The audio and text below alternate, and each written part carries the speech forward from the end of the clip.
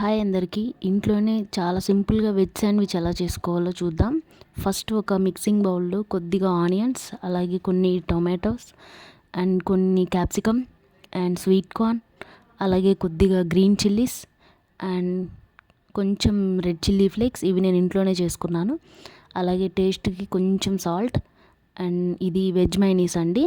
మీరు కావాలంటే egg mayonnaise అయినా తీసుకోవచ్చు. 1-2 టేబుల్ స్పూన్ తీసుకొని మొత్తం బాగా మిక్స్ చేసుకోవాలి. తర్వాత బ్రెడ్ స్లైసెస్ తీసుకొని దాని మీద ఒక సైడ్ ఇలా బటర్ అప్లై చేసుకోవాలి నీట్గా. ఇది వచ్చేసి బ్రెడ్ టోస్టర్ అండి. ఇది నేను అమెజాన్లో తీసుకున్నాను. మీరు కావాలంటే ప్యాన్ మీదైనా చేసుకోవచ్చు. ఇది లేకపోతే దీనికి కూడా లోన బటర్ అంతా అప్లై చేయాలి. తర్వాత బ్రెడ్ మీద ఈ మిక్చర్ మొత్తాన్ని నీట్గా అప్లై చేసుకోవాలి.